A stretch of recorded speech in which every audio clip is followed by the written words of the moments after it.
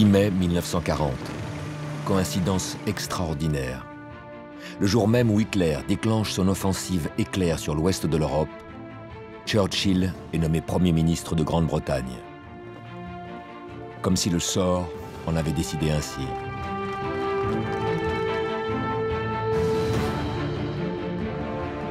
Quelques semaines plus tard, Hitler a conquis la France, la Hollande, la Belgique.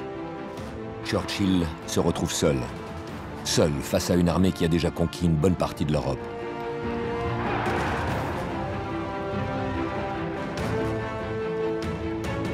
Churchill refuse toute capitulation. We shall defend our island, whatever the cost may be. We shall fight on the beaches, we shall fight on the landing grounds, we shall never surrender. Sie können uns unterdrücken!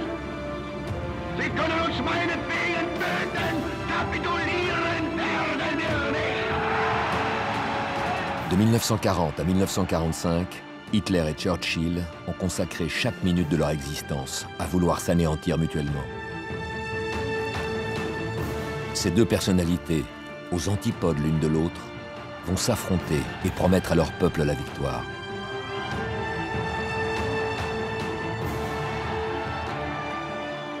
Ce combat de géants a déterminé le sort de l'humanité. Sous le fracas des bombes, les flots de sang et de mort, ces chefs de guerre hors du commun semblent fusionner avec leur nation.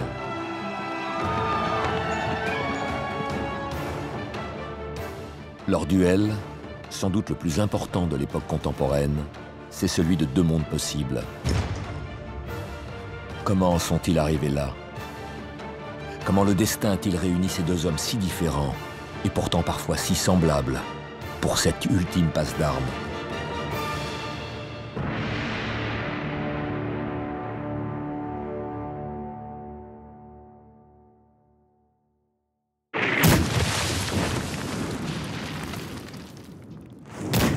Le premier face-à-face de ces deux géants du XXe siècle commence bien avant 1940.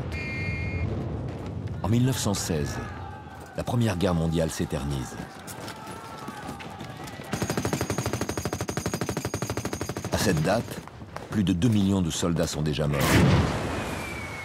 Le premier conflit mondial s'avère être une boucherie sans nom. Au fond d'une tranchée humide en Artois, un officier britannique écrit à sa femme: de la crasse, des détritus partout, des tombes largement éparpillées, avec des pieds et des lambeaux de vêtements qui émergent du sol, sous le fracas incessant des fusils, des mitrailleuses et le sifflement venimeux des balles qui passent au-dessus de nos têtes. Au milieu de ce décor, aidé par l'humidité, le froid et toutes sortes d'inconforts mineurs, j'ai trouvé un bonheur et un contentement que je n'avais pas connu depuis des mois. L'auteur de ces lignes, qui apprécie tant le froid sous la mitraille, c'est Winston Churchill. Et s'il est aussi à l'aise dans les tranchées que dans son bain, c'est que ses années de jeunesse sont déjà un véritable roman d'aventure. Winston naît dans un des plus beaux châteaux d'Angleterre en 1874. De mère américaine et aristocrate anglais par son père, le petit n'a jamais étalé lui-même le dentifrice sur sa brosse à dents. Élevé en pensionnat, l'écolier est agité, mal noté et considéré comme un abruti par son père. Rapidement orienté vers une carrière militaire, le jeune homme surprend tout le monde. Il s'illustre au combat dans 3 guerres coloniales aux confins de l'Empire: Inde, Soudan, Afrique du Sud. De retour en Grande-Bretagne, l'intrépide hussard entre au Parlement et enchaîne les postes gouvernementaux.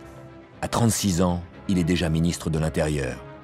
Doté d'une ambition dévorante et d'une éloquence surprenante, il est nommé l'année suivante ministre de la Marine de guerre, qui devient l'un des postes les plus prestigieux du monde lorsqu'éclate la Première Guerre mondiale.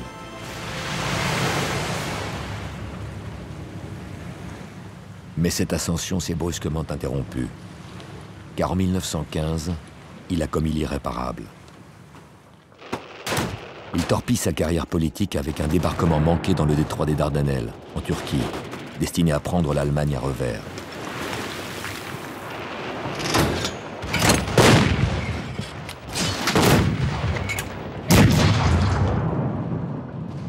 Plus de 100 000 soldats britanniques, australiens, néo-zélandais, français meurent au cours de cette désastreuse campagne.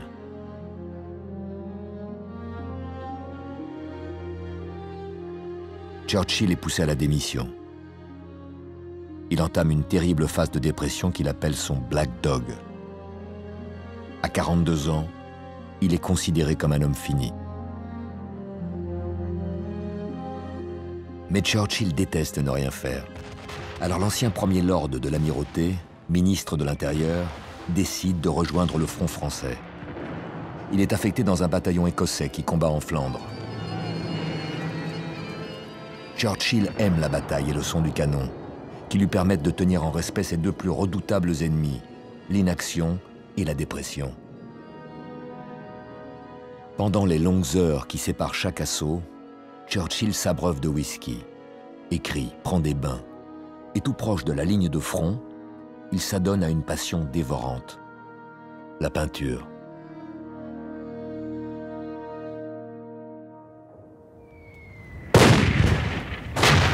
À quelques kilomètres de là, de l'autre côté des tranchées, un jeune caporal des légions bavaroises, passionné de peinture, dessine lui aussi sans relâche. Engagé volontaire dans l'armée allemande, Adolf Hitler a 27 ans, 15 ans de moins que Churchill. Voilà plusieurs années qu'il ambitionne de devenir un artiste à part entière.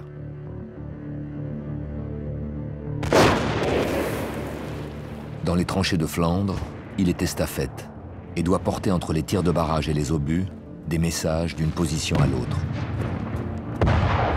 Après presque 2 années de guerre, le jeune soldat, bien noté, rigoureux, austère, est déjà en train de réévaluer de façon radicale son existence. La régularité de la vie militaire lui convient parfaitement. C'est sa première guerre et il est persuadé d'avoir enfin trouvé sa place. C'est que les années d'errance pour le jeune Autrichien ont été fort longues. Né dans un milieu petit bourgeois, d'un père extrêmement violent et d'une mère trop protectrice, Hitler a une enfance tourmentée. Après une scolarité médiocre, son père souhaiterait qu'il entre dans la fonction publique, mais le jeune homme désire devenir artiste peintre. À 18 ans, il quitte le foyer familial et part s'installer à Vienne.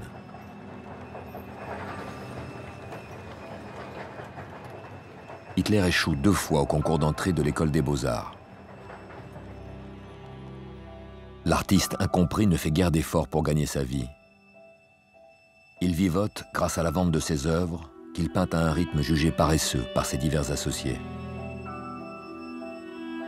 Il est même obligé, un temps, de fréquenter un foyer de SDF et de côtoyer la misère. Le 2 août 1914, c'est la divine surprise. La guerre est déclarée. Hitler est à Munich, euphorique.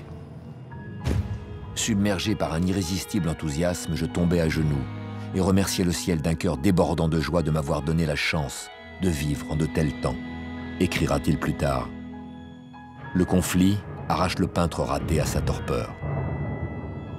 Ainsi, dès la Première Guerre mondiale, le caporal Hitler et le lieutenant-colonel Churchill se retrouvent face à face. Tout les oppose, leur milieu, leur nationalité. Mais au cœur des tranchées, les 2 soldats se ressemblent. L'odeur de la poudre et de la peinture assure l'effet d'une cure de jouvence. Hitler y oublie ses parents, morts prématurément, ses échecs à répétition aux Beaux-Arts. Churchill, lui, y noie son chagrin à la suite des Dardanelles. Il y oublie peut-être aussi son père, qu'il a toujours déconsidéré. Les 2 soldats intrépides s'illustrent sur le champ de bataille. Hitler est médaillé de la Croix de fer de première classe.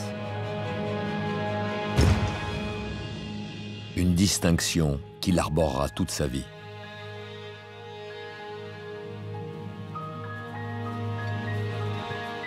Après 6 mois dans la boue, la dépression de Churchill disparaît. Le député rentre à Londres. 15 mois plus tard, il entre au gouvernement comme ministre de l'Armement. Les 2 hommes l'ignorent encore, mais sous cet orage d'acier qui s'abat sur le nord de l'Europe, leur duel a déjà commencé. Car ces balles, ces projectiles qu'Adolf Hitler doit éviter, c'est Winston Churchill, le ministre de l'Armement, qui les fabrique. Hitler est blessé plusieurs fois. En octobre 1918, victime d'une attaque au gaz moutarde, le caporal est évacué vers un hôpital de l'arrière. Pour lui, la guerre est terminée.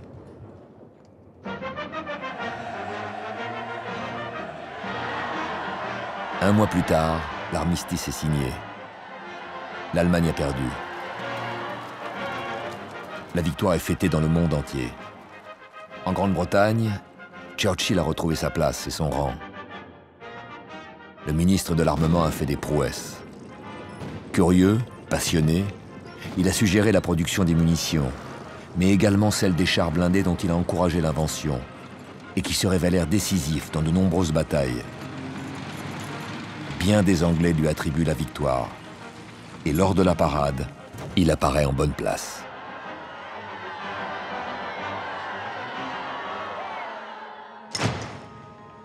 Pendant que Churchill est dans la lumière, Hitler est dans l'obscurité. Temporairement aveugle, le jeune caporal vit la capitulation comme une terrible humiliation. La paix imposée par le traité de Versailles, surnommé le Diktat de Versailles, lui est écœurante. L'Allemagne est partiellement occupée, et même parfois pillée par les vainqueurs.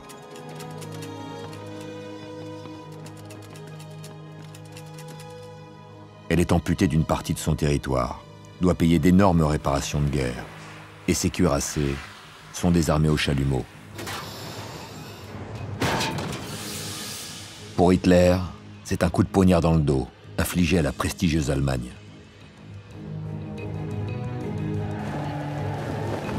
Sur ordre de ses supérieurs, le caporal Hitler infiltre le Parti ouvrier allemand, un groupuscule d'extrême droite parmi des dizaines d'autres. Lors de sa première prise de parole, il électrise son assistance. C'est à ce moment-là que j'ai compris que je savais parler, écrira-t-il plus tard. Grâce à son éloquence, il devient rapidement l'orateur de choix du parti. Hitler, le peintre raté, l'étudiant fainéant, le soldat blessé, se sait désormais capable de quelque chose. Il est propulsé à la tête du mouvement qu'il renomme Parti national socialiste des travailleurs allemands, en abrégé, le parti nazi.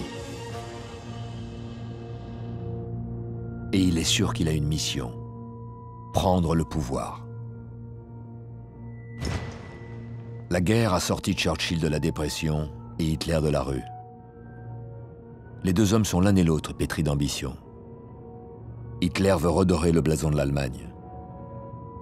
Churchill, lui, veut redorer le blason familial, car son père a manqué sa carrière ministérielle et est mort ostracisé par son parti. Les deux tribuns entament un nouveau chapitre de leur vie.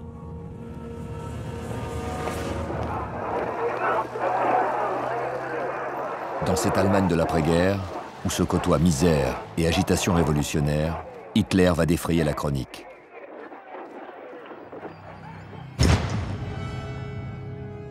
Il entraîne ses sympathisants dans un putsch à Munich. La tentative de coup d'État s'achève sur un échec retentissant. 14 militants nazis sont tués. Le procès a lieu quelques semaines plus tard. Hitler transforme le tribunal en véritable tribune.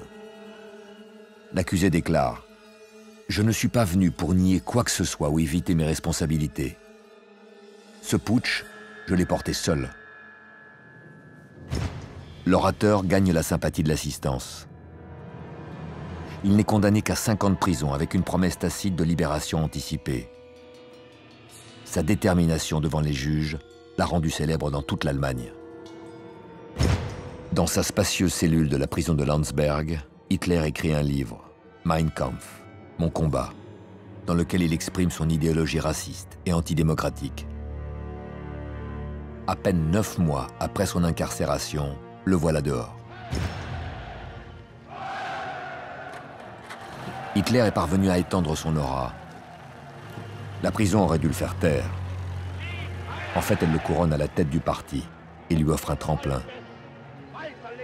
Le petit peintre autrichien entre alors dans l'histoire. Il est devenu le Führer, le guide.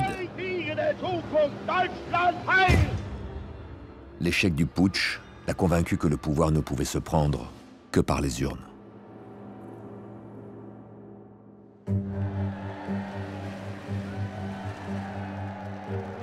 En Grande-Bretagne, c'est aussi grâce à son talent d'orateur que Churchill enchaîne les postes ministériels. Guerre, aviation, colonie, le ministre met son nez partout. Armement, services secrets, décryptage. Churchill est de tous les débats. Le ministre surdoué ne néglige ni sa vie de famille, ni les mondanités. Marié à Clémentine Osier, père de 4 enfants, il reçoit ses hôtes à Chartwell, un manoir où il joue les gentlemen farmers. L'ambitieux parlementaire est un bon client des actualités. Lorsqu'une appendicite l'empêche de mener campagne, c'est en fauteuil qu'il se rend au bureau de vote. Churchill mène une belle carrière. À 50 ans, il est nommé chancelier de l'Échiquier, ministre des Finances.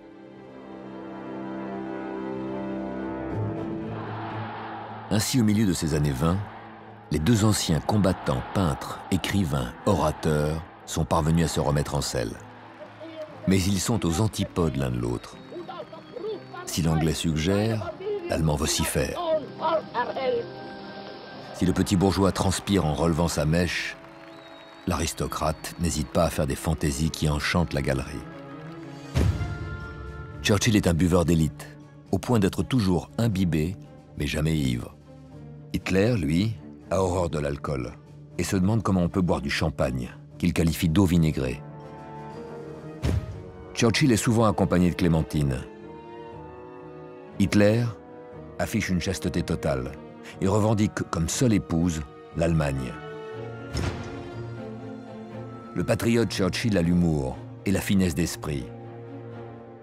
Il siège des heures à la Chambre des députés, qui craignent de l'affronter tant son éloquence peut être assassine. Comme ce jour où la députée Lady Astor lui lance « Si j'étais votre femme, j'empoisonnerais votre café ».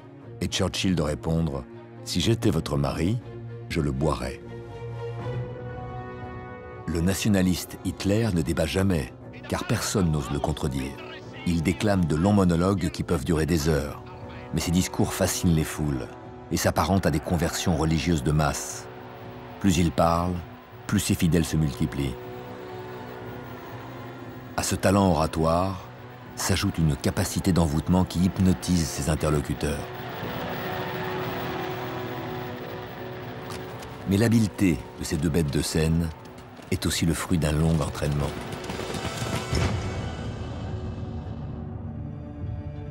L'agité munichois teste des postures, des expressions, des gestuels qu'il apprivoise pour communier au mieux avec le peuple qu'il veut entraîner. L'extravagant britannique prépare pendant des heures ses discours improvisés. À la fin des années 20, les 2 hommes font désormais partie des personnalités publiques qui comptent dans leur pays. Mais un événement va bouleverser leur destinée.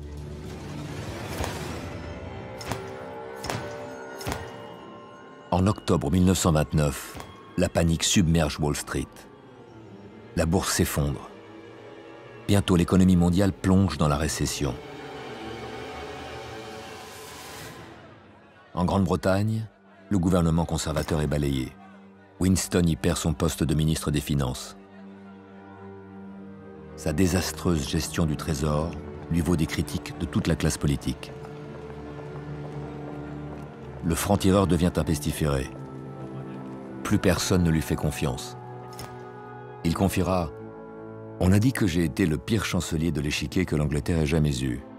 Et on a eu raison. »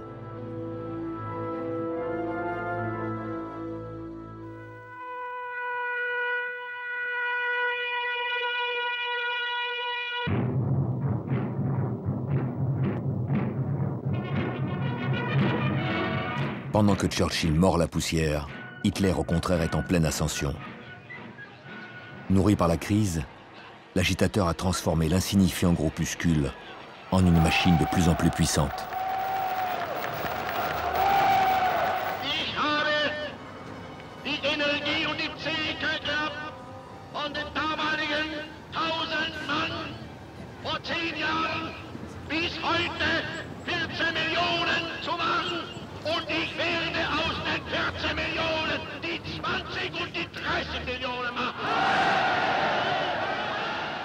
Mieux que personne, Hitler comprend la frustration des Allemands et l'humiliation de la défaite. Sa force de conviction soude les Allemands autour de lui. Glaube niemals an fremde Hilfe, niemals an Hilfe, die außerhalb unserer eigenen Nation, unseres eigenen Volkes liegt. In uns selbst allein liegt die Zukunft des deutschen Volkes.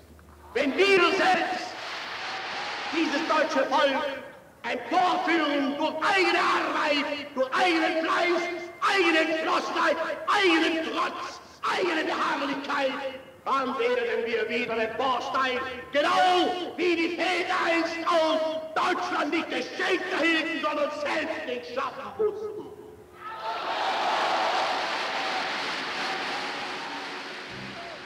Sa voix rauque et brûlante fait appel à l'émotion, essaie d'instinct déchaîner les passions.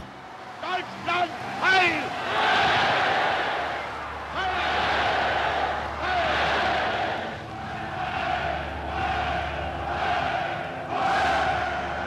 Son mouvement se transforme en une vague qui traverse la société tout entière.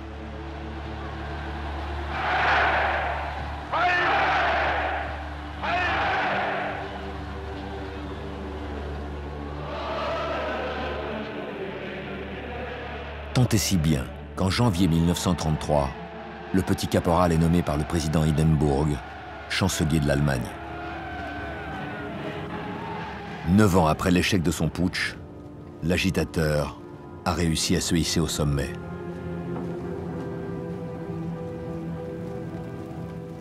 Pour Hitler, la démocratie sert à prendre le pouvoir, et surtout pas à le perdre.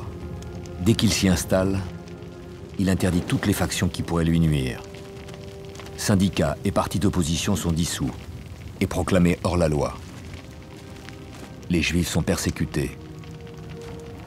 Hitler plonge l'Allemagne dans les ténèbres.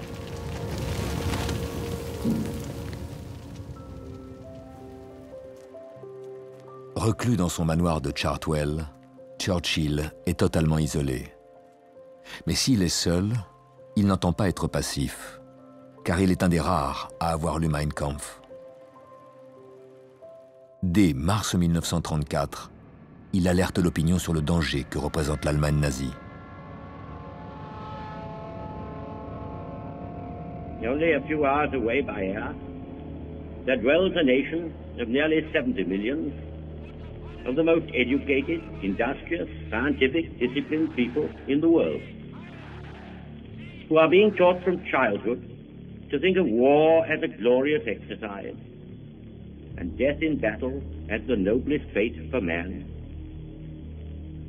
There is a nation which, with all its strength and virtue, is in the grip of a group of ruthless men preaching a gospel of intolerance and racial pride, unrestrained by law, by parliament, or by public opinion. From their new table of commandments, they have omitted, "Thou shalt not kill." Now they are rearmed with the utmost speed. And in face of these facts, I ask again, what are we to do? Un duel à distance s'engage entre l'aristocrate et le petit bourgeois. Duel largement dominé par le dictateur. Bafouant le traité de Versailles, Hitler prépare la revanche de son peuple sur 1918. Il rétablit le service militaire et lance une politique de réarmement. En 1936, il remilitarise la Rhénanie, zone tampon à la frontière franco-allemande, en faisant croire qu'il détient une armée surpuissante, alors qu'il n'a en fait que 2 divisions. Mais le bluff marche. Ni la France ni la Grande-Bretagne ne réagissent. En mars 1938, il déclenche l'Anschluss, l'annexion de l'Autriche au Reich allemand. Le marketing nazi opère toujours avec talent. Et l'annexion ressemble à une fête populaire. En 48 heures, l'Autriche n'existe plus. Une fois de plus, les démocraties européennes redoutent tant la guerre qu'elles restent muettes. Winston dénonce encore et toujours ses coups de force, mais son service de presse est moins puissant que celui du Reich. Pour tuer le temps, le dépressif épisodique en est réduit à surveiller les travaux d'une piscine qu'il se fait construire.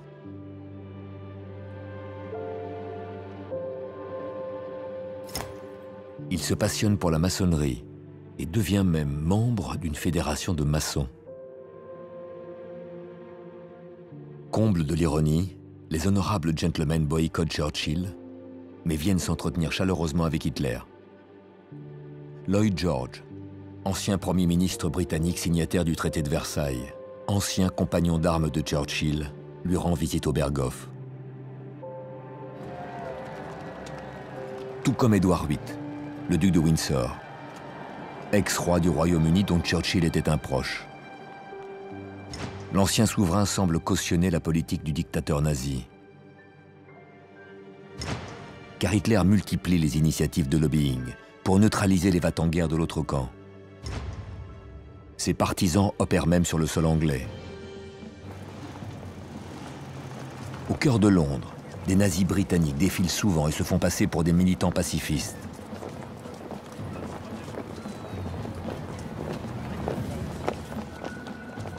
Ils affichent en lettres d'or « Stop War ». Sous-entendu, le Reich peut préparer la guerre, mais ne faisons pas la guerre au Reich. En 1937, le bluffeur berlinois va tenter d'influencer Churchill lui-même. Il envoie Ribbentrop, son ambassadeur à Londres, pour sonder ce vieux député qui les dénonce depuis si longtemps. Ribbentrop explique à Churchill que l'Allemagne a besoin d'espace vital à l'Est et qu'il garantit même qu'elle défendra l'Empire britannique. Mais Churchill refuse immédiatement.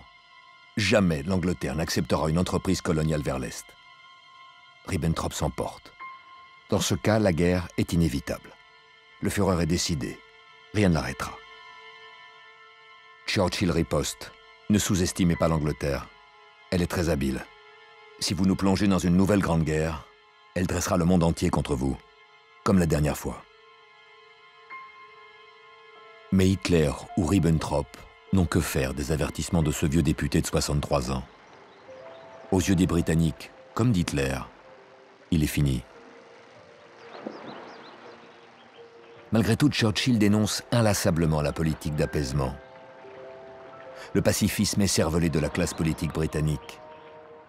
Ostracisé par le Parlement, il ne cesse de croire en son étoile et fait figure d'illuminé quand il s'exclame « L'histoire vous donnera tort, et je le sais, car c'est moi qui l'écrirai. »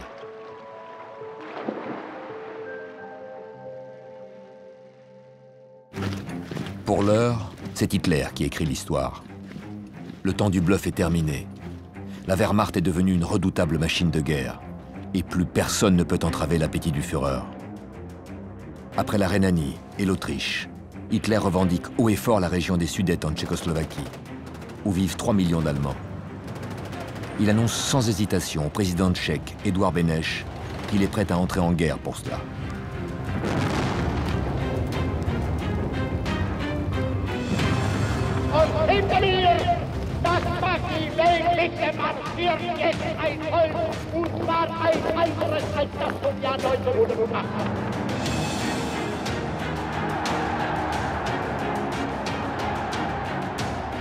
Und doch bitte ich alle Herrn Beneš ein Angebot gemacht.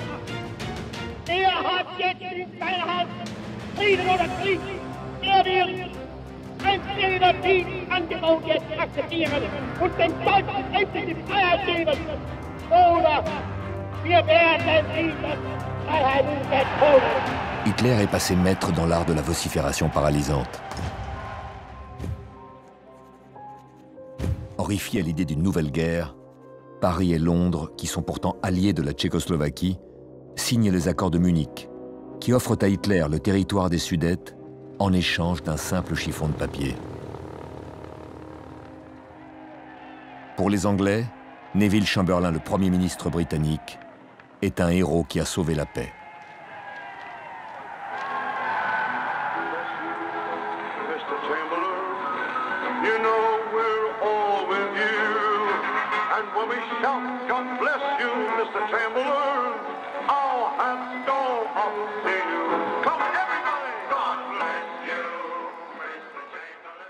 Dans l'ombre des projecteurs, Churchill n'applaudit pas et prophétise.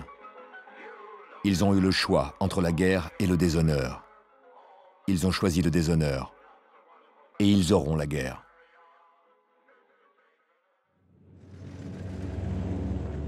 Il ne faut pas plus de 6 mois pour que Hitler viole les accords de Munich. En mars 1939, son armée envahit ce qui reste de la Tchécoslovaquie et entre triomphalement dans Prague. En contemplant la ville depuis le château fort des rois de Bohême, Hitler savoure sa victoire.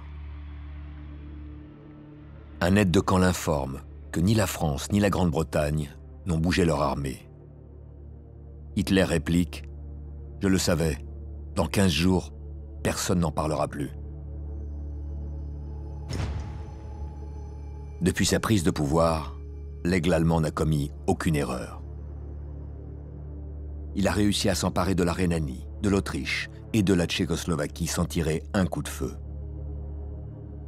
Si l'histoire s'était arrêtée là, malgré les persécutions qui s'abattent sur tous ses opposants, Hitler aurait certainement été considéré comme un grand homme d'État allemand.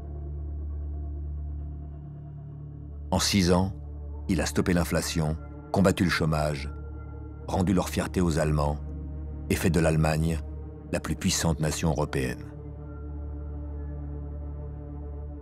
Et si l'histoire s'était arrêtée là, Churchill l'aristocrate aurait été considéré comme un politicien doté d'un formidable talent d'orateur, mais jugé trop impulsif et dépressif, et qui a ruiné sa carrière comme son père. Mais l'histoire réserve toujours des surprises. En envahissant la Tchécoslovaquie, Hitler a prouvé qu'il n'avait pas de parole. Progressivement, l'opinion publique bascule. Les Anglais comprennent que Churchill avait vu juste, durant toutes ces années, sur les intentions de l'Allemagne. Les journaux annoncent « Il nous faut Churchill ». Quelques mois plus tard, le 1er septembre 1939, Hitler envahit la Pologne. La France et la Grande-Bretagne entrent enfin en guerre. Le Premier ministre Chamberlain ne peut que céder devant la pression publique. Churchill, le politicien raté, est aussitôt rappelé au gouvernement. 25 ans après son humiliante éviction suite au désastre des Dardanelles, Churchill est à nouveau nommé Premier Lord de l'Amirauté.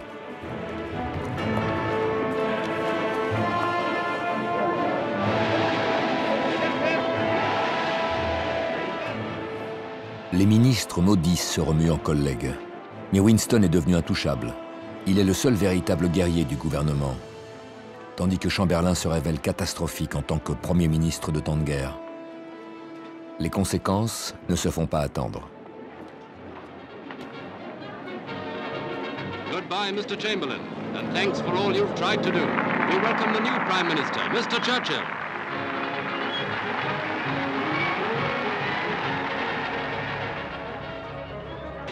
Le 10 mai 40, le jour même où Churchill est nommé Premier ministre, Hitler attaque la Belgique, la France et la Hollande. 20 ans après la fin de la Première Guerre mondiale, les deux hommes se retrouvent de nouveau face à face, et chacun à la tête de sa nation. Hitler pensait en avoir fini avec son principal détracteur. En fait, il l'a remis au pouvoir. Après une décennie à s'observer, les deux hommes vont enfin s'affronter. Exclu depuis plus de 10 ans de la vie politique, Churchill rêve de ce moment depuis toujours, et c'est bien compréhensible. C'est l'épreuve qui peut le réhabiliter. À 65 ans, le vieux bulldog a le sentiment de n'avoir existé que pour cette heure. Depuis qu'il est aux affaires, ce guerrier a veillé au développement des armes et des inventions nécessaires à la défense de l'Empire. Les tanks, la Royal Air Force, les services secrets, les radars, les navires de la Royal Navy. Toutes ces unités doivent à Churchill leur modernisation.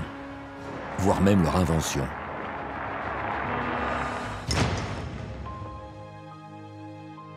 Mais la principale arme dont dispose le nouveau Premier ministre, c'est sa formidable éloquence. Hitler endoctrine son peuple depuis bientôt 7 ans. Churchill ne dispose que de quelques jours pour trouver les mots qui vont donner à son peuple le courage de résister envers et contre tout.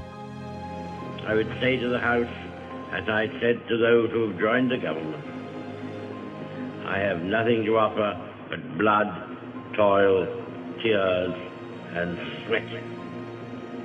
We have before us an ordeal of the most grievous kind.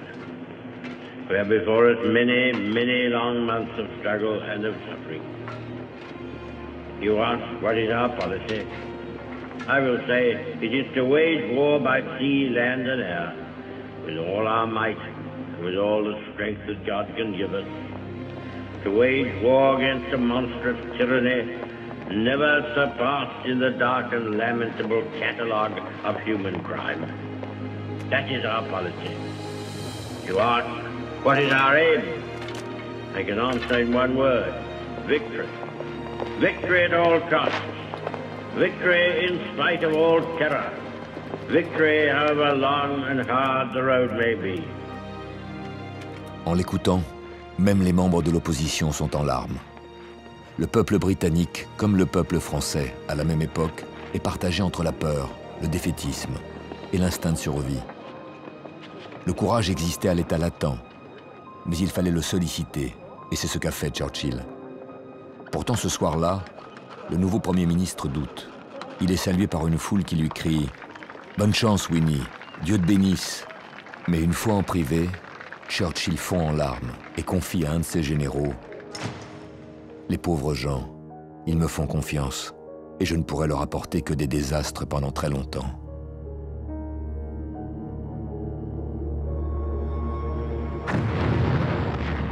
Les désastres, ils surviennent plus vite que prévu.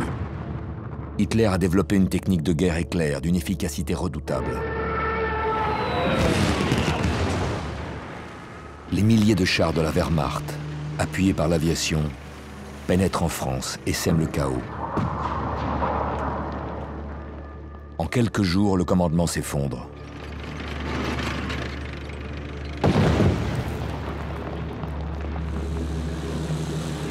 Le 20 mai, après seulement 10 jours de combat, les troupes allemandes atteignent la Manche. Près de 500 000 soldats français et britanniques se retrouvent bloqués dans la poche de Dunkerque. Adossés à la mer, ils sont sous le feu allemand.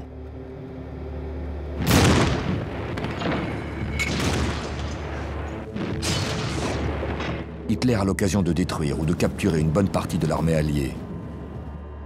Au vu de la déroute, certains ministres britanniques songent à négocier avec Hitler.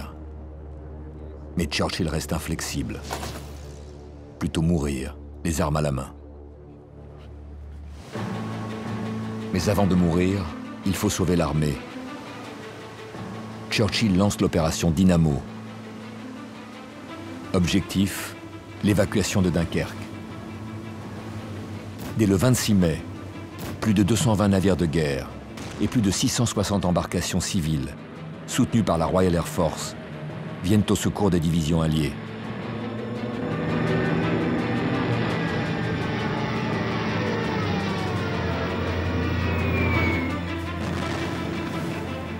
Sous le feu nourri de la Luftwaffe, l'état-major espère tout au mieux rapatrier 50 000 soldats, sur le demi-million stationné sur les plages. Malgré les obus qui ravagent les embarcations, en 10 jours, plus de 335 000 soldats sont évacués et ramenés sains et saufs en Grande-Bretagne. Churchill qualifie l'opération Dynamo de miracle, car elle a littéralement sauvé l'armée britannique. Ce repli héroïque renforce considérablement son prestige. Les actualités saluent la performance. Out from the hell that is Dunkirk, back from the steel thrust of the German war machine comes the BEF. They're worn out and footsore. They're hungry. For weeks they have been shelled and bombed from 3 sides.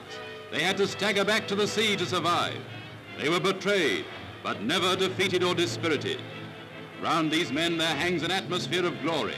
While these men live and breathe, Britain is safe. The enemy will never pass. Mais les actualités oublient que les Alliés ont laissé derrière eux leur matériel, leurs canons, leurs tanks et même leurs morts. Churchill est réaliste. Il déclare « Nous devons bien nous garder de considérer cette délivrance comme une victoire. Les guerres ne se gagnent pas par des évacuations. » Hitler jubile. Il a remporté la bataille de France en un temps record. Ses généraux n'avaient pas imaginé aller aussi loin, aussi vite. La revanche sur 1918 est prise. Les vaincus d'hier sont les vainqueurs d'aujourd'hui.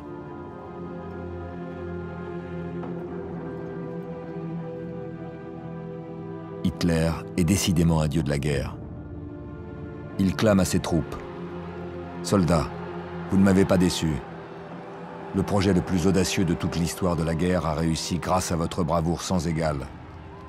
Nos ennemis se souviendront longtemps de notre victoire. Que cela leur serve de leçon. »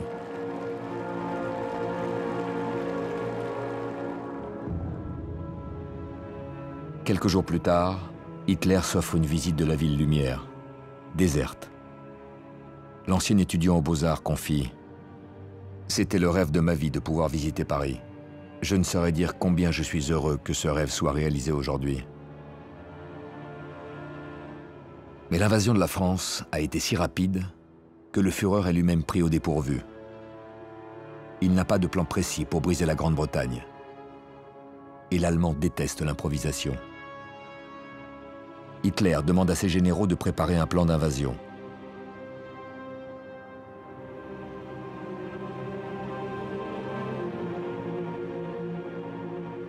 La France battue, Churchill est plus seul que jamais.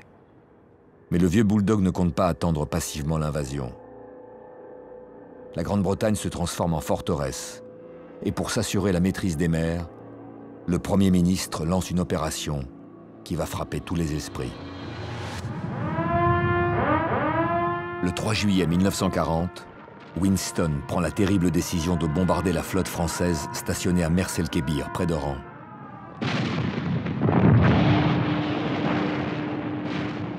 Après l'armistice signé par la France, ces navires auraient pu tomber aux mains d'Hitler et participer à l'invasion de l'Angleterre.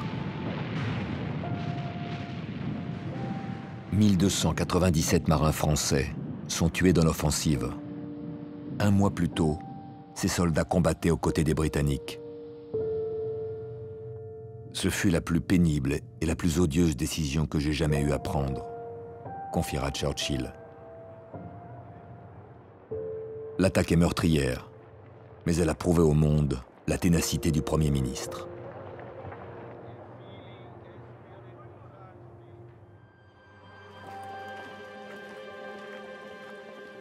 Devant la détermination du bulldog anglais, l'aigle allemand va ruser. Les Britanniques veulent-ils vraiment la guerre? Hitler souhaite les convaincre de renverser Churchill et de signer un armistice à la française qui éviterait bien du sang, de la sueur et des larmes. Les Pétains anglais ne manquent pas. Lloyd George ou encore le duc de Windsor pourraient prendre en main le royaume. Le 19 juillet, Hitler lance alors lui-même un appel à la paix à la perfide Albion.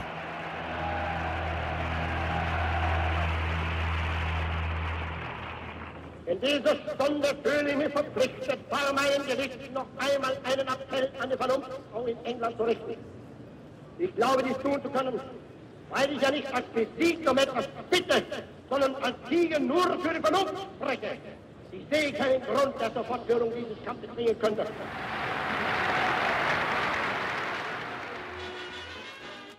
Mais Churchill, à l'unisson du peuple anglais, refuse ce rameau d'olivier au bout d'un sabre d'abordage. Et les actualités se payent la tête du Führer.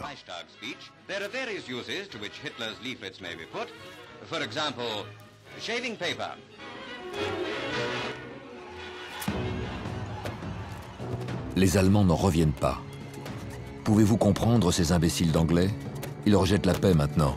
Ils sont fous, entend-on dans les rues de Berlin.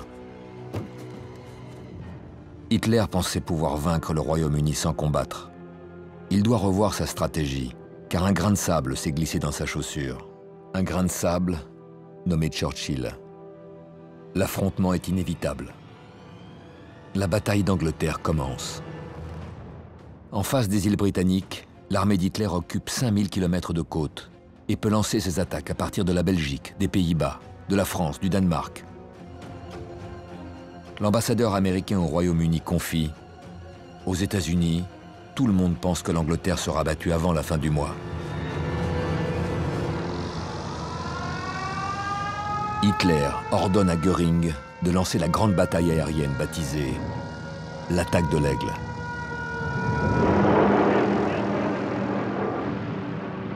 À partir du 12 août 1940, des centaines de bombardiers, escortés de chasseurs de la Luftwaffe, pilonnent tous les objectifs militaires du sud de l'Angleterre. Une terrible bataille du ciel s'engage entre les Messerschmitt allemands d'un côté et les Spitfire et les Hurricanes britanniques de l'autre. Le ciel de Grande-Bretagne se fait couleur de feu.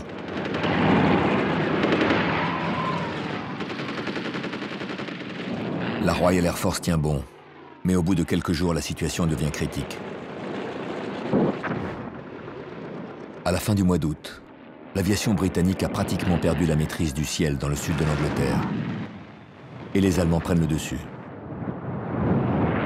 Un événement fortuit va infléchir le cours du destin. Le 24 août, un avion allemand lâche par erreur une bombe sur Londres. Pour Churchill, c'est une provocation. Il ordonne dès le lendemain de bombarder Berlin. Tous les généraux tentent de le dissuader d'effectuer cette mission suicide. Berlin est beaucoup trop loin. Mais Churchill, toujours aussi fougueux, s'entête. Seule une poignée de pilotes réussira tant bien que mal à larguer leurs bombes sur la banlieue de la capitale du Reich.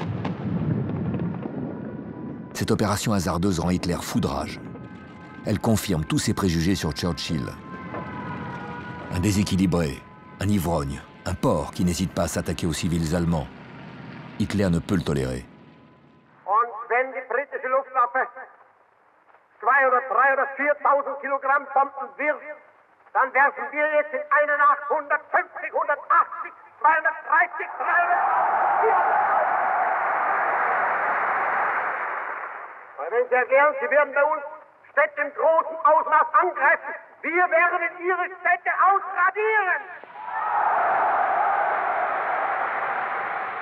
Es wird die Stunde kommen, da einer von uns beiden bricht. Und das wird nicht das nationalsozialistische Deutschland sein.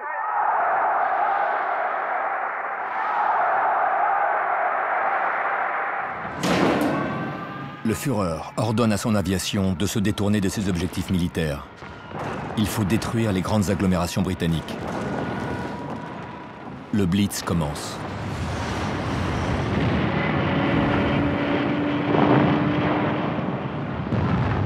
Londres reçoit en 2 mois près de 100 000 bombes explosives et 1 million de bombes incendiaires.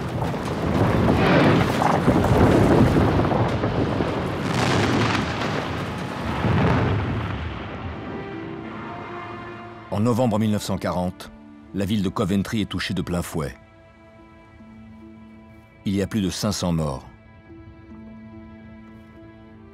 Les Allemands inventent même le mot « coventrisé », synonyme d'anéantir.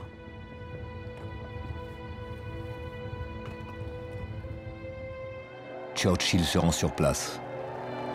Mr. Churchill, now Prime Minister, promised that for every bomb dropped, the enemy would get 3 back.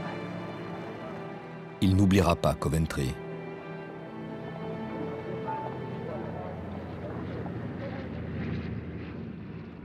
Malgré le tonnerre de feu qui s'abat sur les cités britanniques, les scènes d'apocalypse que les habitants doivent vivre, des dizaines de milliers de morts, les Anglais tiennent bon.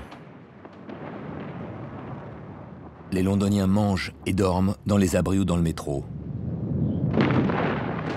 Hitler, no, by killing large numbers of civilians and women and children, that he will terrorize and cow the people of this mighty imperial city. Little does he know the spirit of the British nation.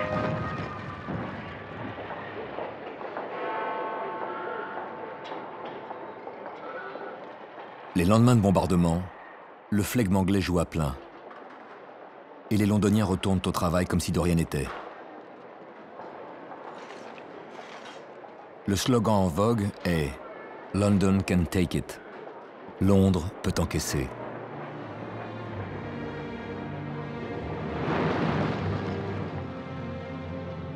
Tout au long du Blitz, Churchill se déplace sans cesse sur le terrain pour soutenir le moral des habitants des quartiers bombardés.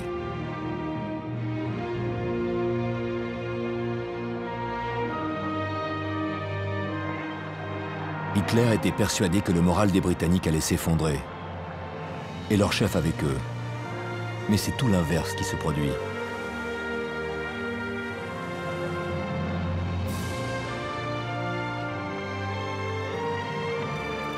La fermeté de Churchill, son imperturbable dignité, son inébranlable confiance en l'avenir, persuadé que l'Angleterre triomphera, son sourire, son chapeau, son cigare, ses discours enflammés, tout à cet instant de l'histoire fait de Churchill le symbole de la résistance à la tyrannie.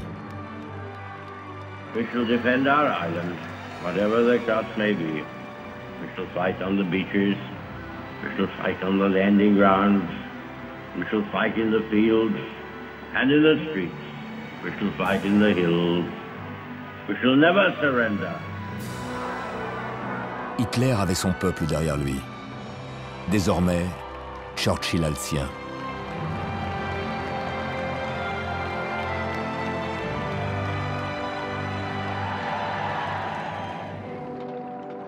Mais Hitler a commis une terrible erreur. En se détournant des objectifs militaires, il a permis à l'aviation britannique de se réorganiser et de repartir à l'attaque.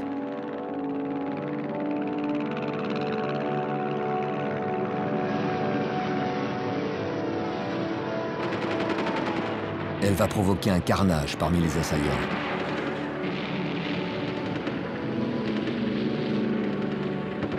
Les Anglais vont remporter la bataille du ciel.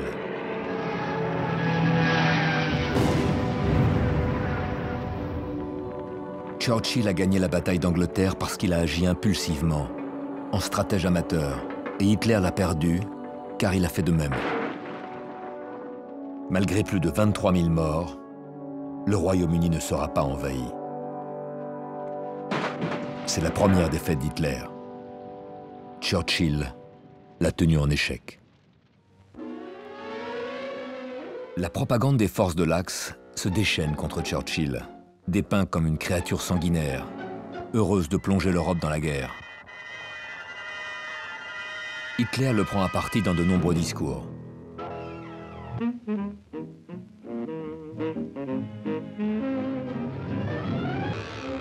Wie ein Wahnsinniger läuft dieser Mann seit bald 5 Jahren durch Europa und sucht irgendetwas, was brennen könnte.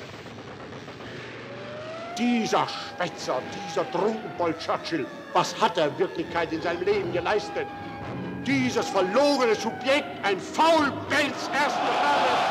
Wenn dieser Krieg nicht gekommen wäre, dann hätten Jahrhunderte von unserem Zeitalter und auch von uns allen und auch von meiner Person geredet als Schöpfer großer Werke des Friedens. Wenn aber dieser Krieg nicht gekommen wäre, wer würde von Churchill reden?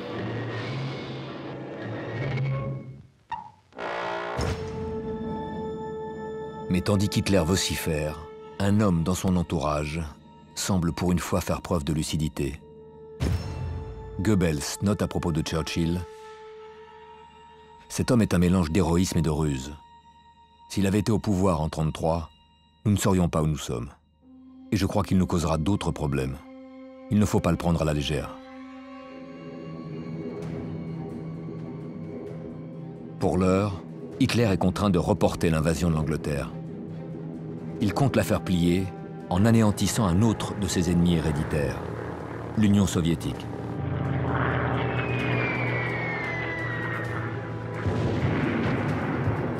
En juin 1941, 3 millions de soldats allemands, appuyés par l'aviation, pénètrent en Russie. L'opération Barbarossa débute de façon foudroyante. En quelques heures, plus de 1200 avions soviétiques sont démolis au sol.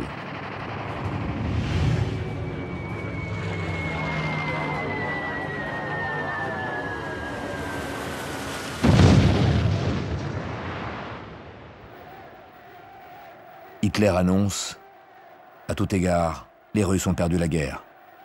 Si la Russie est battue, c'est le dernier espoir de l'Angleterre qui disparaît.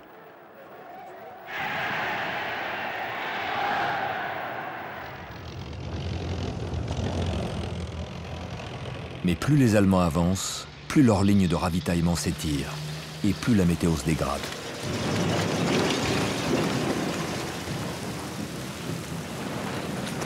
En décembre 1941, l'offensive sur Moscou s'enlise. Le thermomètre est descendu à -31 en dessous de zéro. Il faut allumer du feu sous les moteurs des véhicules pour les faire démarrer.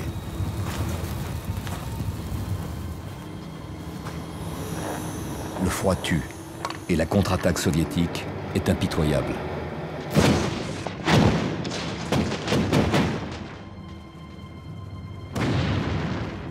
Tous les généraux demandent à battre en retraite, mais Hitler refuse catégoriquement. Von Rundstedt lui câble. Essayez de tenir est une folie. Annulez votre ordre ou trouvez-vous un autre chef pour l'exécuter. Hitler devient fou de colère. Quand von Rundstedt se présente devant lui, le Führer lui lance « Croyez-vous que moi, je puisse m'adresser à mon supérieur, le Dieu Tout-Puissant, et lui dire « Je ne continuerai pas à combattre parce que je ne veux pas prendre cette responsabilité ». Hitler convoque tout son état-major. Il leur annonce qu'il prend lui-même le commandement. Désormais, il sera le seul responsable. Et son ordre est clair. Restez où vous êtes. Ne reculez pas d'un pouce.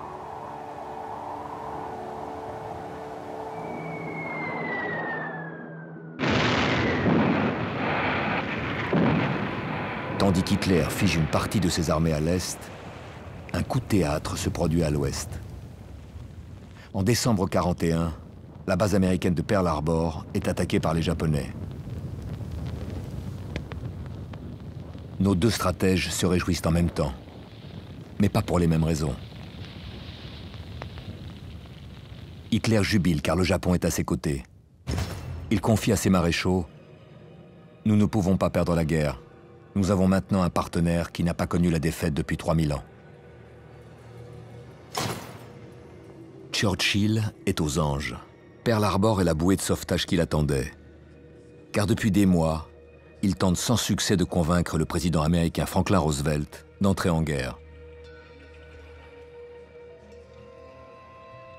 Il écrit « Aucun Américain ne m'en voudra de proclamer que j'éprouvais la plus grande joie à voir les États-Unis à nos côtés. L'Angleterre survivrait. La Grande-Bretagne survivrait. J'allais me coucher et dormis du sommeil d'un homme sauvé et reconnaissant. Mais le soulagement n'est que de courte durée. Face au Japon, l'armée américaine va désormais avoir le plus grand besoin de ses propres armes. Que restera-t-il pour le Royaume-Uni? 2 semaines après Pearl Harbor, le premier Britannique part aux États-Unis pour faire un des discours les plus importants de sa vie. Il doit convaincre à tout prix le Congrès de poursuivre l'aide à la Grande-Bretagne. Churchill a amené avec lui ses 2 armes les plus puissantes, sa détermination et son humour. If my father had been American and my mother British, instead of the other way around, I might have got here on my own. What kind of a people do they think we are? Is it possible they do not realize that we shall never cease to persevere against them until they have been taught a lesson which they and the world will never forget?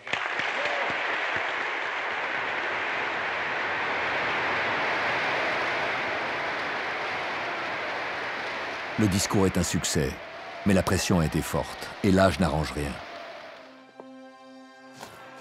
Après une longue discussion avec Roosevelt, Winston ressent une terrible douleur au bras gauche. Il s'effondre. C'est une attaque cardiaque. Hors de question pour Churchill d'abandonner la lutte. Il supplie son docteur. « Ne me dites pas de me reposer. Je ne peux pas. Il n'y a que moi qui puisse faire ce boulot. Au moment où on s'allie avec les États-Unis, la Grande-Bretagne ne peut se montrer avec un Premier ministre fragile du cœur. Tout doit rester secret. Si le secret est gardé, Winston ne peut dissimuler la série de désastres qui se déroulent sur tous les champs de bataille. Partout, les armées d'Hitler prennent le dessus. En Afrique du Nord, ou lors de la bataille de l'Atlantique, des dizaines de milliers de soldats anglais périssent ou sont faits prisonniers. Churchill est critiqué au Parlement.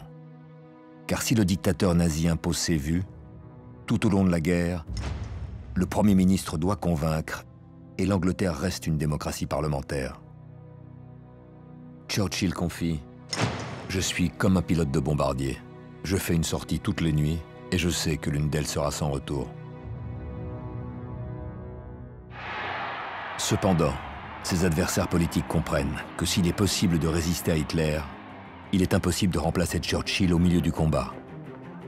Car le lion britannique a une forme physique incroyable. Personne ne peut imaginer que le sexagénaire a eu une attaque cardiaque.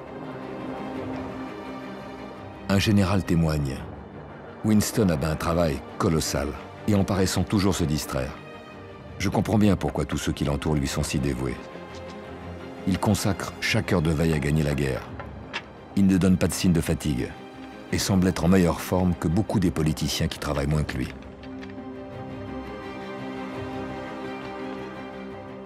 En fait, Churchill n'a jamais été aussi heureux. Sa dépression est bien loin. Au journaliste qui l'interroge, il lance « Je n'ai qu'un but, c'est de me débarrasser d'Hitler. Et ma vie en est grandement simplifiée. »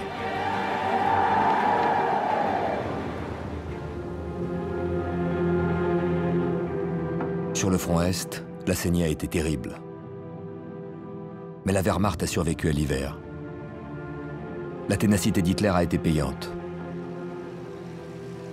Tous les généraux en conviennent, sa détermination à sauver l'armée allemande d'une déroute. Hitler assigne à ses troupes de nouveaux objectifs, Stalingrad et le Caucase. Le stratège autodidacte est confiant. Maintenant que janvier et février sont derrière nous, nos ennemis peuvent renoncer à nous voir subir le sort des armées de Napoléon. Nous allons commencer à rétablir la balance. Mais pour rétablir la balance, Hitler ne coordonne pas ses offensives avec ses alliés japonais et italiens. Il n'a même pas prévenu Mussolini qu'il envahirait l'URSS. À la guerre, le Führer est plutôt sport individuel. Churchill, lui, est plutôt sport collectif. Comme il l'avait annoncé à Ribbentrop dans les années 30, il s'efforce de dresser le monde contre l'Allemagne. Il ne cesse de faire la navette entre le capitaliste Roosevelt et le communiste Staline pour bâtir une invincible coalition. Mais le maître du Kremlin a ses exigences. Il réclame l'ouverture d'un second front en Europe, visant à soulager l'armée rouge. Winston, toujours traumatisé par le débarquement des Dardanelles, refuse. Mais pour venir à bout du Reich, le vieux lion va surmonter ses peurs. Dans le plus grand secret, il convainc Staline et Roosevelt d'attaquer d'abord le point faible des forces de l'Axe, l'Afrique du Nord.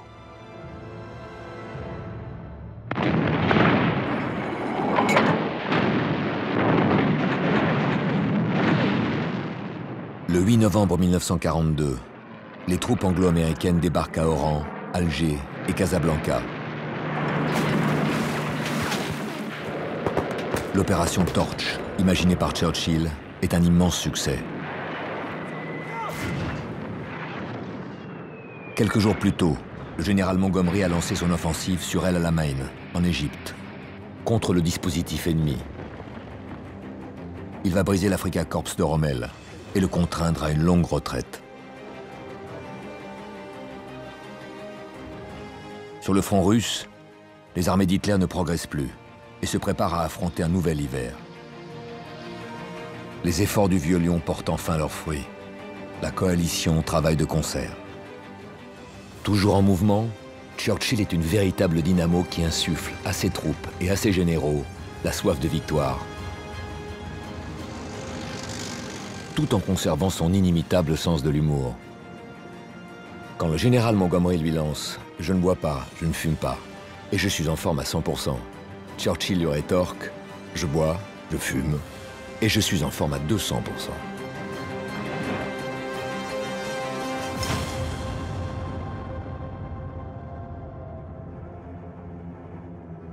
Hitler ne peut admettre la défaite. Il devient de plus en plus irascible. Il n'a plus confiance en ses généraux.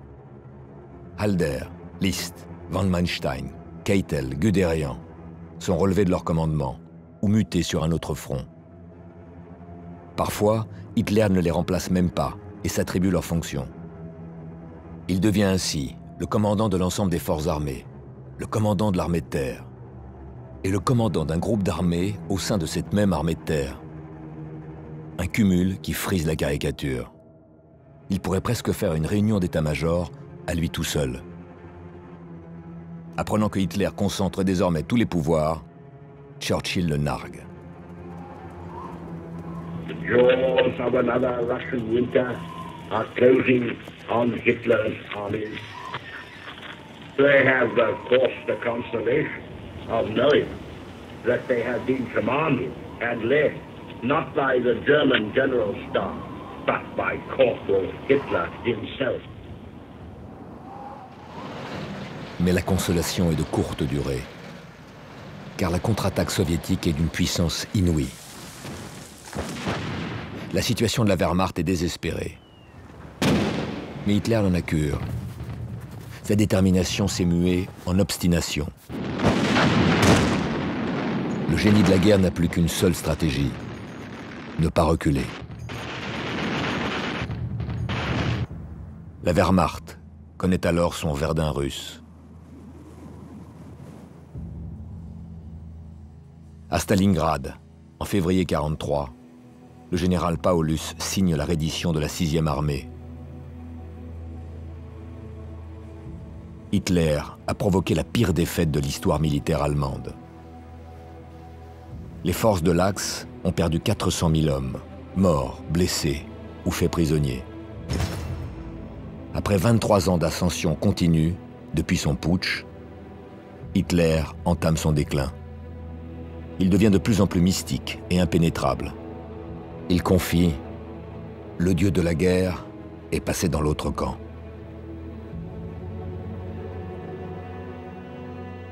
Si Hitler est en train de perdre la guerre, Churchill, lui, perd le leadership. Malgré les succès alliés, il a été supplanté par Roosevelt et Staline, les nouveaux maîtres de guerre, et il n'a plus la haute main sur les opérations. À Téhéran, en novembre 1943, Churchill prend douloureusement conscience de son affaiblissement. Pour la première fois à Téhéran, j'ai réalisé à quel point nous sommes un petit pays, écrit-il dans ses mémoires. J'étais assis à côté du grand ours russe, prêt à bondir, et du grand bison américain, et moi, le pauvre petit âne anglais qui était le seul à connaître le chemin de la maison. Il a été le bulldog, le vieux lion, le voilà maintenant qui se compare à un petit âne. La dépression le gagne à nouveau. Bientôt, une pneumonie le terrasse. Winston pense que sa dernière heure est arrivée.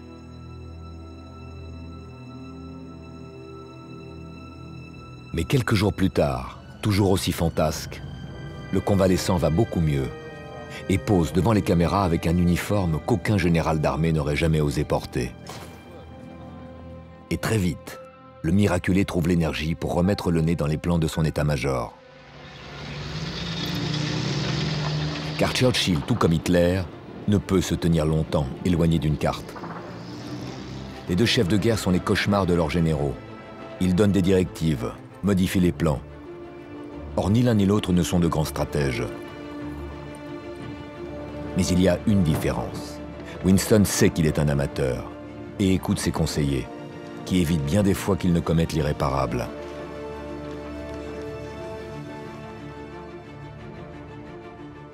À force de purge, Hitler a réduit au silence ses généraux, qui n'osent plus le contredire, même si les catastrophes s'enchaînent. Depuis le début de la guerre, l'Allemagne a déjà perdu 3 millions de soldats, et le pire s'annonce. Le débarquement est pour bientôt. Le Führer ne se remet jamais en cause, et annonce « Le monde occidental plutocratique peut entreprendre sa tentative de débarquement quand il le voudra. Elle échouera. » Depuis des mois, l'Angleterre devient un immense arsenal en vue du jour J. Churchill redoute toujours autant les débarquements, mais il dispose cette fois d'un atout gonflé. Ses services secrets ont mis au point une armée fantôme. Nom de code, Opération Fortitude. Pour intoxiquer les unités de reconnaissance allemandes, des milliers de véhicules gonflables, de toutes sortes, sont déployés près de Douvres, pour faire croire à un débarquement dans le Pas-de-Calais. Des fausses unités en caoutchouc stationnent dans des champs. Hitler avait intoxiqué les Alliés sur sa force militaire présumée dans les années 30. Ils vont lui rendre la monnaie de sa pièce. Churchill ignore si l'opération de mystification va fonctionner, mais il a un joker dans le camp adverse, Adolf Hitler lui-même.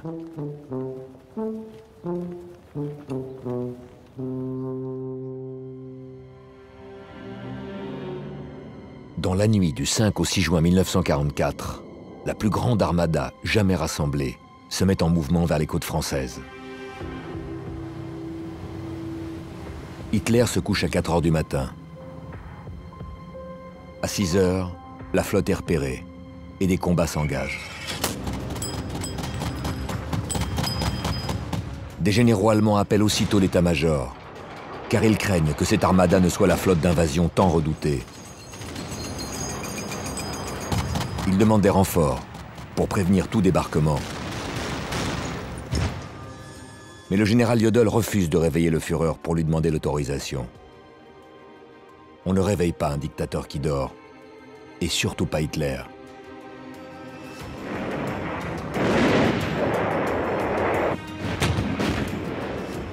Hitler n'est réveillé que vers 10 heures du matin par son aide de camp.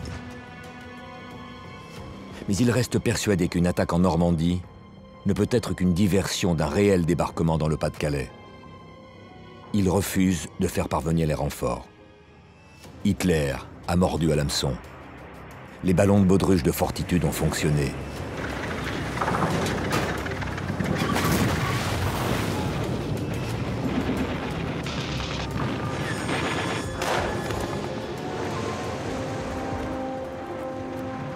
Ce n'est qu'à 14h30 qu'Hitler donne enfin son accord à l'envoi de renforts, soit 8 heures après avoir repéré l'armada. Mais il est trop tard.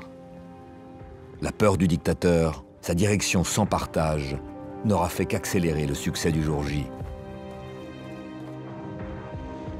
Churchill est soulagé. Toujours autant attiré par l'odeur de la poudre, il s'invite sur les plages.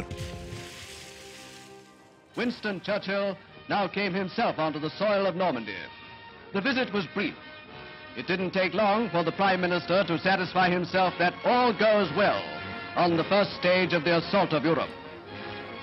The Prime Minister and his party returned to the destroyer Kelvin in complete confidence of still greater successes to come. The architects of victory returned home.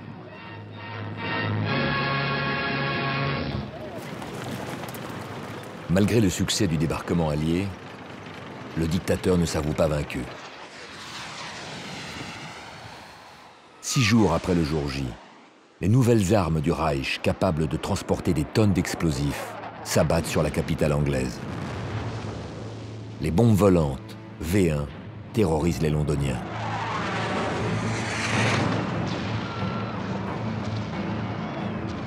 Éternel optimiste, Hitler est persuadé que ces armes miracles changeront le cours de la guerre. Il confie, l'offensive des V1 disposera les Britanniques à faire la paix. La panique va casser l'Angleterre. Ils ne vont plus tenir très longtemps. Je rends la monnaie à ces barbares pour avoir tué les femmes, les enfants et la culture allemande. Mais ces armes miracles n'ont que peu d'effet sur la situation stratégique en France. Pire, elles requinquent Churchill. Un maréchal anglais déclare « Winston a rajeuni d'une bonne dizaine d'années parce que les bombes volantes nous ont remis en première ligne. » Pendant que Londres subit ce blitz d'un nouveau genre, c'est Hitler qui va être touché. En juillet 1944, une bombe explose dans son quartier général.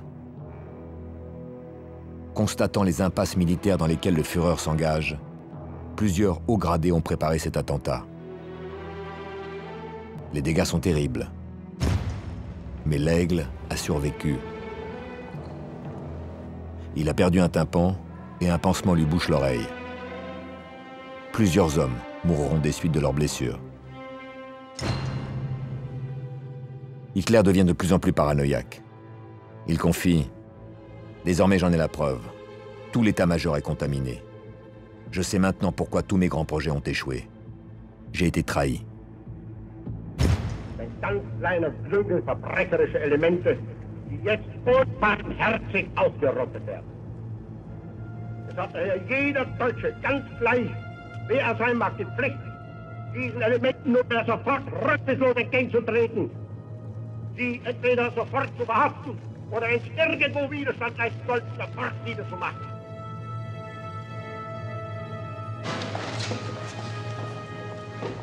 Hitler se montre impitoyable envers les conjurés. Plus de 5000 personnes sont arrêtées. Des procès expéditifs condamnent même d'anciens généraux. Environ 200 personnes sont exécutées.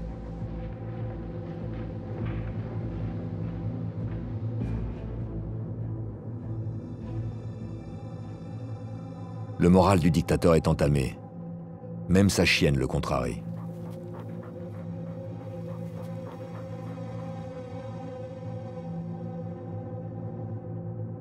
La dépression le gagne, à croire que Churchill lui a communiqué son Black Dog.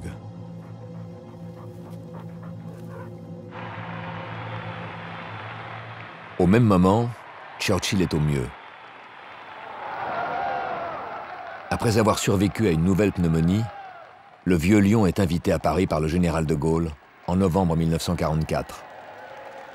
Malgré Merselkebir, 500 000 Parisiens acclament le vivant symbole de la résistance à l'oppression. Bien plus de monde qu'Hitler, 4 ans plus tôt. A great day for Paris. A great moment for Winston Churchill. The day of victory, final and complete. Mais la victoire n'est pas encore complète. Le bluffeur berlinois va tout miser sur une dernière contre-attaque dont il a le secret.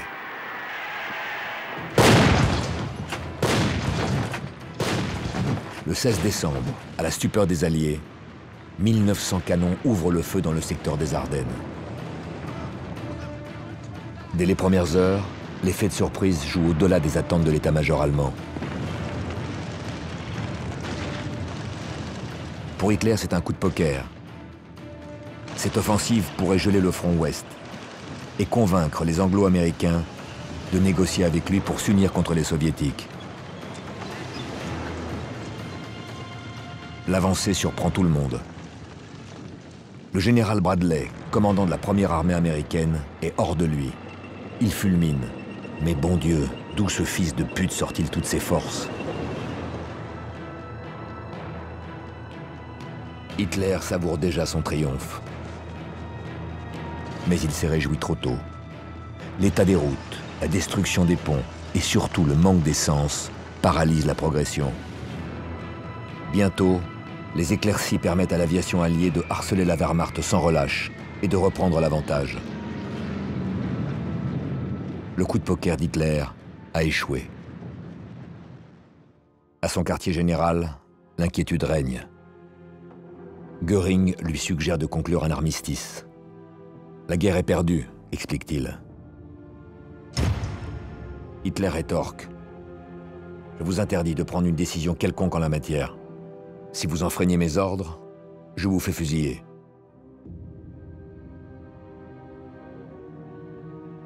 Hitler s'obstine. Nous ne capitulerons jamais. Nous pouvons sombrer, mais nous emporterons un monde avec nous.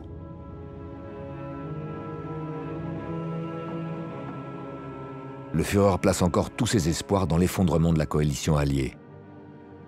Il déclare à ses généraux « Le moment viendra où la tension entre les alliés sera si grande qu'une brèche s'ouvrira. Toutes les coalitions de l'histoire se sont effondrées tôt ou tard. La seule chose à faire est d'attendre le bon moment. »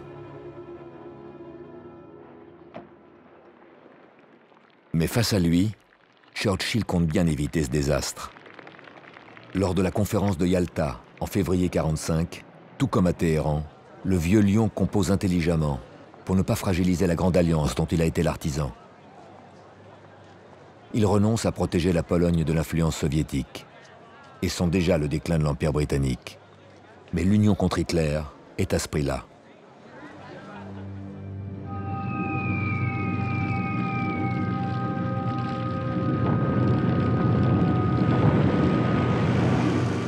Pour accélérer la décomposition du Reich, Winston n'hésite pas à employer la terreur, celle-là même qu'Hitler a utilisée contre lui. Les Alliés multiplient les bombardements massifs sur les grandes villes allemandes. En février 1945, Churchill et Roosevelt donnent leur feu vert pour le bombardement de Dresde.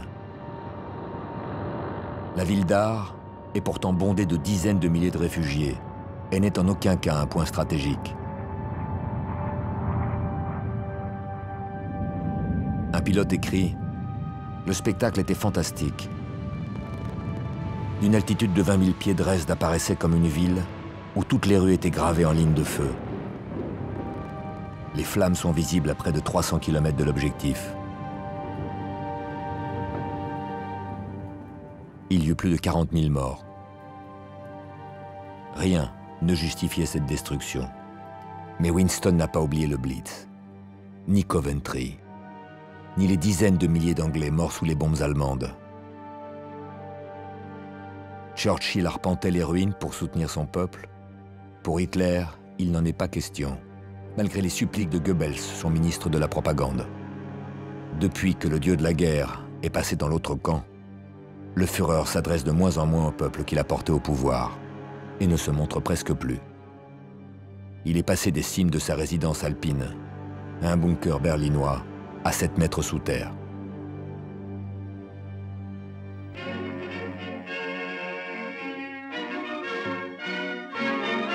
It was an historic moment, this visit of a British Prime Minister to the soil of a conquered Rhineland. How different it is in spirit and meaning from Munich, the last time a British Premier went to Germany. A visit to the frontline gun site produces a characteristic Churchill gesture. Hitler personally, he writes on the giant shell, and the great 240mm gun is plotted to fire on one of the main German escape routes across the Rhine. En mars 1945, l'infatigable septuagénaire s'offre une visite sur la ligne Siegfried. Le Reich est enfin atteint dans sa chair. Depuis l'automne 39, tous les soldats s'étaient promis d'y faire sécher leur linge. On ira prendre notre linge sur la ligne Siegfried si on la trouve encore là. Le vieux lion fera beaucoup mieux. Il marquera son territoire en se soulageant sur les dents de dragon avec une immense satisfaction. Tandis que Churchill parade, Hitler fait sa dernière apparition aux actualités.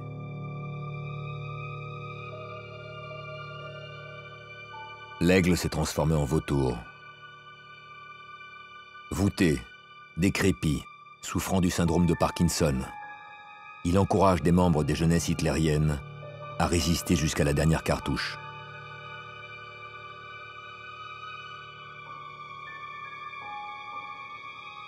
Les actualités censurent à l'époque un bout de pellicule.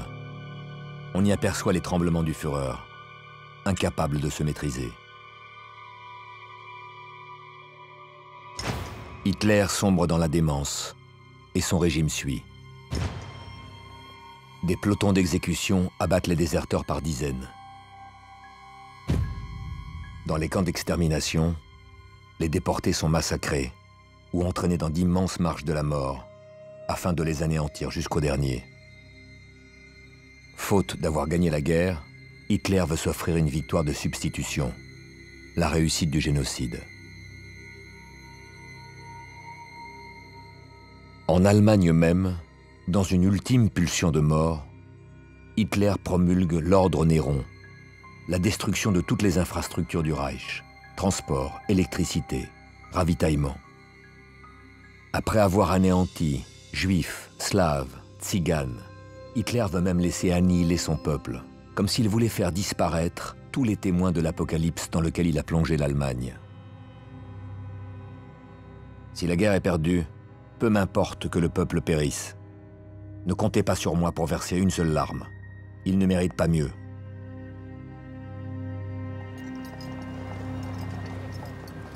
Le 12 avril 1945, le président Roosevelt disparaît.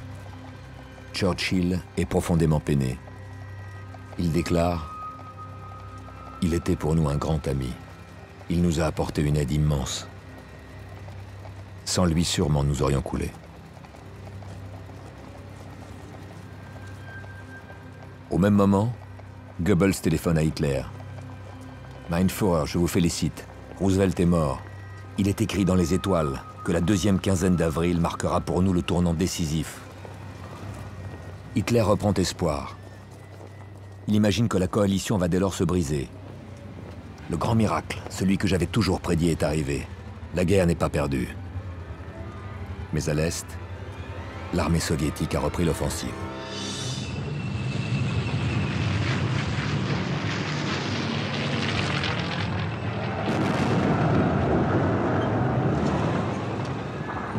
L'armée rouge s'engouffre dans Berlin. C'est la fin.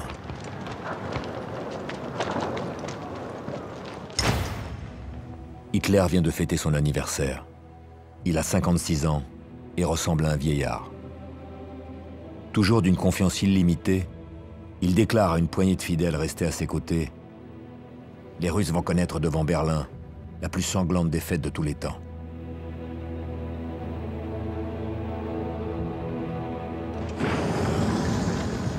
Mais bientôt, il devient manifeste que le Reich, qui devait durer 1000 ans, n'a plus que quelques jours à vivre. Réfugié dans son bunker, Hitler dicte son testament politique. Ses premiers mots sont pour Churchill. Le seul qui en 40 lui a tenu tête. Celui qui a causé sa perte. En refusant de s'entendre avec moi, Churchill a entraîné son pays dans une politique de suicide. Je me suis efforcé d'agir au début de cette guerre, comme si Churchill devait être capable de comprendre cette grande politique.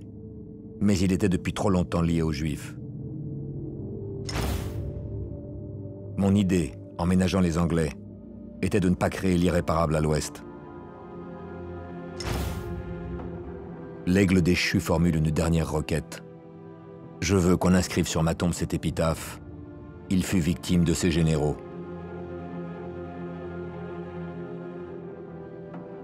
Hitler se marie avec Eva Braun. Le 30 avril 1945, il se suicide dans son bunker. Son pouvoir d'envoûtement est si fort que de nombreux Allemands se suicident pour le suivre dans les ténèbres.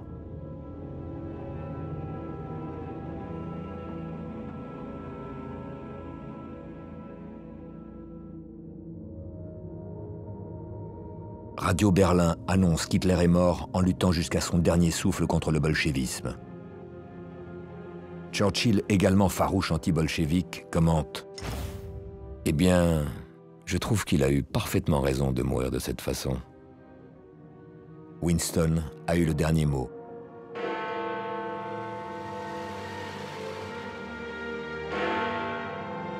Le 8 mai 1945, l'Allemagne capitule.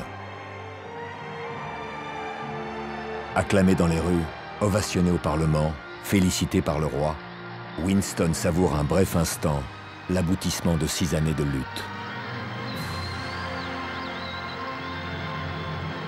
Personne n'avait cru en lui, ni son père, ni ses confrères de la Chambre des députés.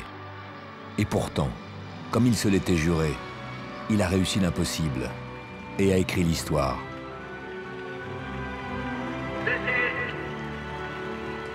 victory. Victory of the cause of freedom is every day.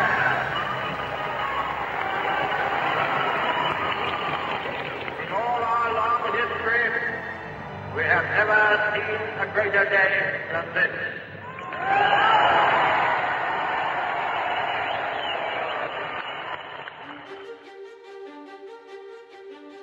Mais la victoire a rapidement un goût amer. Car si le démocrate a gagné la guerre, il perd les élections législatives. La démocratie a aussi ses revers. Churchill sombre dans la dépression. Alors il voyage, se remet à écrire et prend dans ses bagages ses pinceaux et 96 bouteilles de Veuve Clicquot. À croire qu'Hitler lui manque. Avec la disparition de son meilleur ennemi, il a perdu pour un temps sa raison d'être. Jamais un duel n'aura autant marqué l'histoire du monde. L'aigle était le poison et le vieux lion fut l'antidote. Que reste-t-il de leur affrontement? Hitler demeure l'un des hommes les plus malfaisants que la Terre ait jamais portés, et Churchill, l'un des leaders les plus adulés de tous les temps. Il lègue au monde sa bravoure et son incomparable humour. Il écrira encore 20 ans de l'histoire du monde, comme Premier ministre ou comme prix Nobel de littérature. Messieurs et mesdames, prenez garde. Je vais parler français.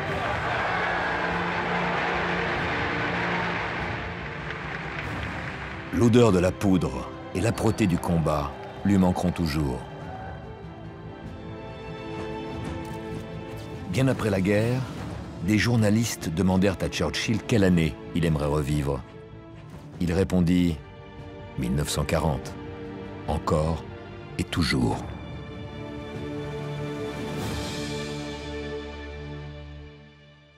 Nella grande metropoli di un'isola lontana che si allunga sul mare come un grosso ragno dagli immani tentacoli, c'era un sinistro castello, dimora di ombre e di fantasmi, popolato dai più ripugnanti animali notturni, che aveva dell'uomo e del mostro.